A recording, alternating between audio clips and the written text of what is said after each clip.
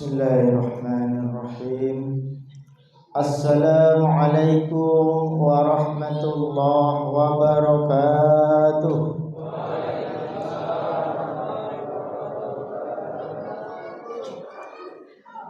Ibu-ibu belum terdengar suaranya, Bu. Apa perlu dipantun dulu ya?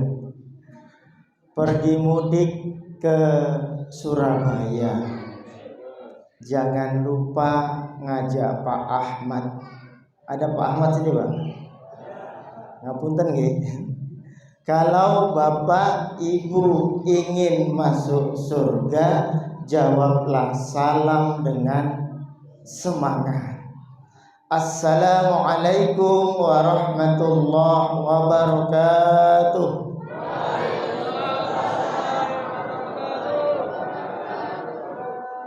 Semoga yang menjawab salam dengan semangat senantiasa diluaskan rezekinya oleh Allah Subhanahu wa taala. Semoga yang menjawab salam dengan semangat segera dilunaskan utang-utangnya oleh Allah. Wah, yang ini kencang banget. Alhamdulillahirabbil alamin wa bihi nasta'inu ala umurid dunya waddin. Wassalatu wassalamu ala ashrafil anbiya'i wal mursalin wa ala alihi wa ashabihi ajma'in, amma ba'd. Pertama-tama, tiada kata yang paling indah kita ucapkan pada malam hari ini selain hanya mengucapkan rasa puji dan syukur kita kehadirat Allah Subhanahu wa taala, yang mana doa-doa kita sebelum Ramadan diijabah oleh Allah Subhanahu wa taala. Allahumma barik lana fi Rajab wa Sya'ban wa balighna Ramadan. Ya Allah, berkahilah kami di bulan Sya'ban dan bulan Rajab, dan sampaikanlah usia kami, umur kami, waktu kami, masa kami sampai di bulan suci Ramadan. Saat ini alhamdulillah Allah masih berikan kita masa dan waktu sehingga kita dapat bertemu kembali di bulan suci Ramadan yang penuh maghfirah ini. Amin Allahumma amin.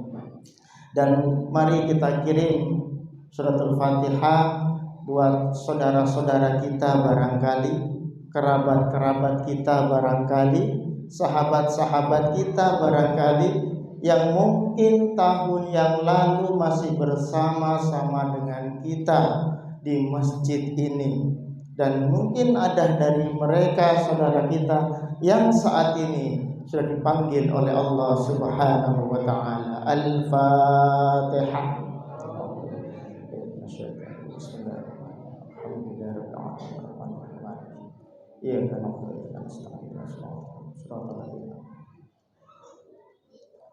Terima kasih Bapak Ibu.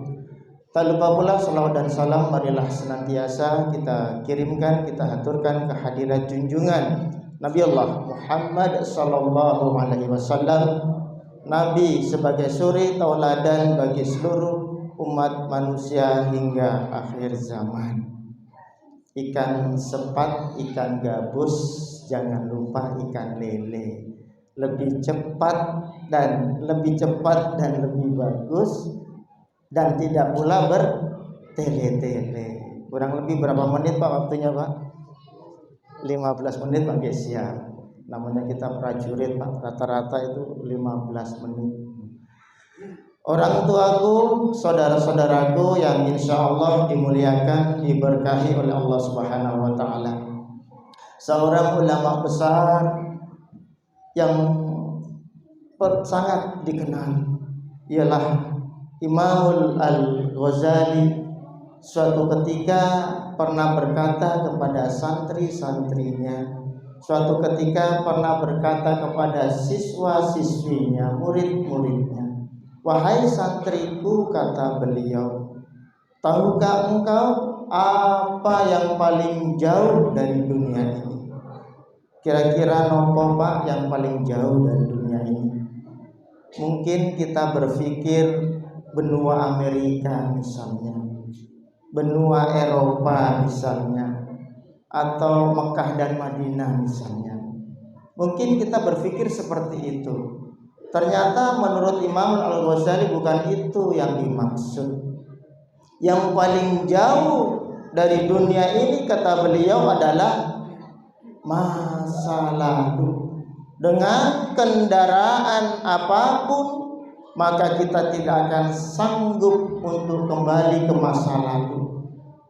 Maka jadikan masa lalu sebagai guru yang berharga buat masa kini.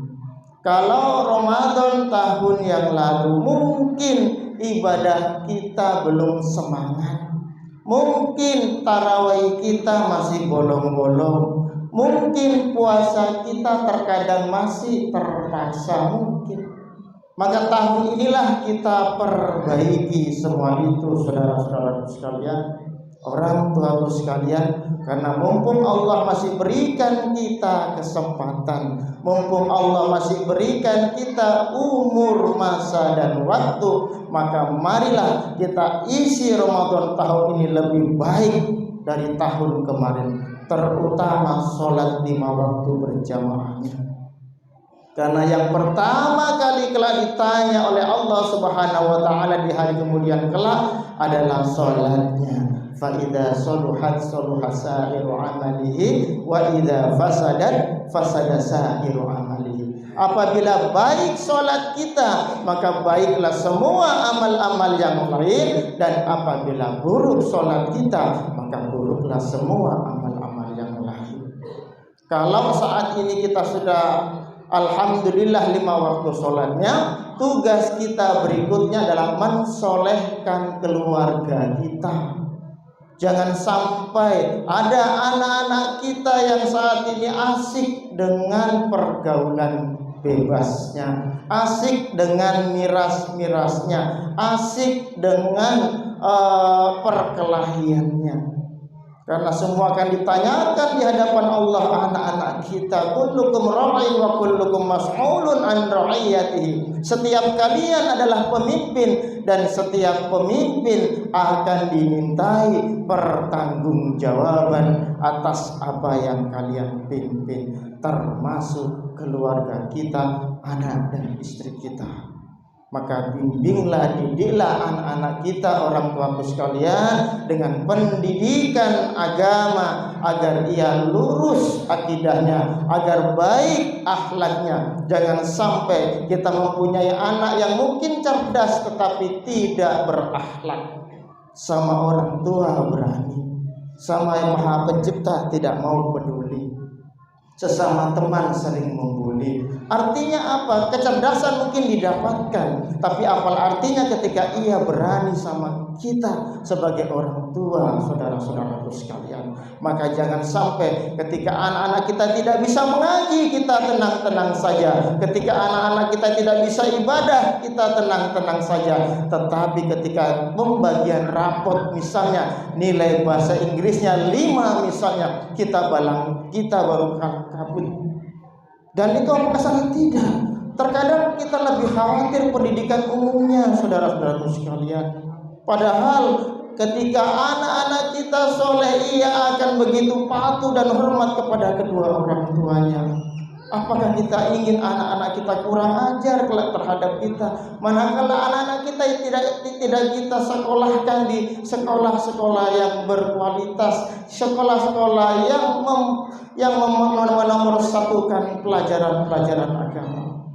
Kemudian yang berikutnya, kalau misalnya tahun yang lalu sedekah kita, infak kita, zakat kita mungkin masih terlalu pasti, kita banyak berpikir, tahun ini mari kita perbaiki, saudara-saudara sekalian. Karena dari harta kita ada hak fakir miskin, ada hak anak yatim, ada hak kaum duafa. Maka letakkanlah harta-harta itu di tangan kita agar mudah kita keluarkan, dan jangan letakkan harta-harta itu di hati kita, karena akan sulit kita keluarkan. Pada suatu hari, kaumnya Nabi Musa, seorang suami istri yang begitu taat kepada Allah Subhanahu wa taala. Suatu hari berbincang-bincang, anggaplah manggilnya papa lah. Pak, iya mama. Ya orang miskin juga pakai papa-papa ya. Apa nggak boleh? Boleh. Papa, ya Nabi Musa itu kan bisa berbicara langsung dengan Allah. Kenapa sih kok kita tidak mengadukan, kita didoakan apa supaya kondisi kita ini ekonominya bagus, dan nanti ketika bagus maka harta itu kita jadikan sarana untuk membantu fakir miskin, membantu anak yatim. Begitu, iya. Maka keesokan harinya ia menemui Nabi Musa alaihissalam dan mengatakan, wahai Nabi Musa, tolong doakan kami agar Allah memberikan kami rizki yang bagus, rizki yang banyak, rizki yang melimpah, agar kami bisa berbuat banyak terhadap sesama kami. Begitu, baiklah. Maka tak selang kemudian Nabi Musa pun bercakap-cakap dengan Allah. Karena Nabi yang diberi mujizat oleh Allah Pak bisa berbicara langsung itu selain Nabi Musa itu Nabi Muhammad. Kalau Nabi Muhammad ketika peristiwa Isra Mi'raj, kalau Nabi Musa dalam riwayat banyak meskipun tidak secara langsung, karena ketika Nabi Musa memaksakan untuk bertemu secara langsung, jatuh tersungkur dan bukit-bukit di sekitarnya hancur bertaburan. Ya Allah, ada umatku yang ingin Engkau beri kekayaan ya Allah, dan ia berjanji ketika ia kaya ia akan berbuat kepada sesama. Betulkah Musa? Iya ya Allah. Maka Allah pun mengatakan kepada Musa, wahai Musa, sampaikan kepada umatmu, ia akan kuberi kekayaan tetapi hanya 1 tahun waktunya. Setelah 1 tahun maka ia akan kembali seperti semula miskin. Baik ya Allah. Maka disampaikanlah berita ini kepada umatnya. Wahai saudaraku, Allah telah mengatakan kepadaku bahwa engkau akan diberikan kekayaan oleh Allah hanya sekitar 1 tahun. Setelah itu engkau akan kembali miskin. Baik, wahai Nabi Musa, terima kasih berbahasa kita sekarang. Maka berjalannya waktu, usaha-usaha yang dirintis oleh seorang yang soleh dan soleh ini begitu pesat. Allah berikan kemudahan rezeki yang tidak disangka-sangka. Berjalannya waktu, mulailah harta bertambah dan bertambah. Ternyata benar, ketika harta tersebut bertambah dan bertambah, ia sibuk dengan membantu saudara-saudaranya yang membutuhkan. Ia sibuk membantu saudara-saudaranya yang kelaparan. Ia sibuk membantu saudara-saudaranya yang dalam kondisi yang sangat-sangat miskin dan membutuhkan bantuan. Sehingga kesibukan itu tak terasa setahun pun sudah berlalu. Nabi Musa heran, waktu sudah setahun kok hartanya tambah banyak. Maka ia pun bertanya kepada Allah, ya Allah, bukankah engkau mengatakan bahwa umatku engkau akan berikan harta yang begitu banyak hanya waktu 1 tahun, dan ini sudah lewat 1 tahun, tapi mengapa bertambah dan bertambah hartanya? Wahai Musa, aku malu melihat hambaku yang berbuat kepada saudara-saudaranya yang membutuhkan bantuan. Aku malu, maka aku perpanjang dan aku tambah harta-harta yang telah aku janjikan. Mathalul ladzina yunfiquna amwalahum fi sabilillah kamathali habbatin ambatat sab'a sanabila fi kulli sumbulatin mi'atu habbah wallahu yudha'ifu liman yasha wallahu wasi'un alim. Perumpamaan bagi seorang hamba yang membelanjakan hartanya di jalan Allah, yang menyumbangkan hartanya di jalan Allah, yang menginfakkan hartanya di jalan Allah, bagaikan sebutir benih yang tumbuh 7 tangkai. Setiap tangkai tumbuh 100 biji, dan Allah melipat gandakan bagi orang-orang yang dikehendaki. Saat ini kalau Allah berikan kita keluasan rezeki Pak, pedulilah terhadap sesama. Mungkin di belakang rumah kita ada anak yatim piatu, mungkin samping kiri rumah kita ada janda-janda tua yang tidak ada lagi yang memberikan nafkah. Maka berbagilah terhadap sesama, karena dari harta kita ada hak mereka. Kemudian yang terakhir, Imam Al-Ghazali berkata kepada santri-santrinya, wahai santriku, kalau tadi yang paling jauh dalam masa lalu, apa yang paling dekat dari dunia ini? Santrinya semua terdiam seolah-olah hanya ingin mendengar penjelasan dari Imam Al-Ghazali. Apa kata Imam Al-Ghazali? Yang paling dekat dari dunia ini adalah kematian. Walikulli ummatin ajal, fa idza jaa ajaluhum la yastakhiruna sa'atan wa la yastaqdimun. Setiap umat itu mempunyai batas waktu. Ketika sudah tiba masanya, tiba waktunya, tak bisa maju atau mundur walau sesaat pun. Siapapun kita, saudara-saudaraku sekalian. Karena enggak harus tua dulu. Banyak yang muda mendahului yang tua. Dan banda mesti sakit dulu. Banyak yang sehat mendahului yang sakit. Di rumah sakit sudah hampir 2 pekan masih, sementara yang sehat begitu naik motor lari 100 prak nabrak pohon kelapa misalnya, selesai. Jadi makin tahun usia kita memang bertambah jumlahnya, tapi jatah hidup kita berkurang. Kalau jatah kita 80 tahun misalnya, saat ini sudah 70 tahun, tinggal 10 tahun. Maka manfaatkanlah bulan suci Ramadan ini dengan sebaik-baiknya. Jadikan bulan Ramadan tahun ini lebih baik dari tahun kemarin. Mudah-mudahan kita senantiasa dalam lindungan dan diberkahi oleh Allah Subhanahu wa taala. Demikian, mudah-mudahan ada manfaatnya. Mohon maaf atas segala kehilafan, kekurangan hanyalah milik diri saya pribadi, dan kesempurnaan hanyalah miliknya Allah Subhanahu wa taala. Assalamualaikum warahmatullahi wabarakatuh.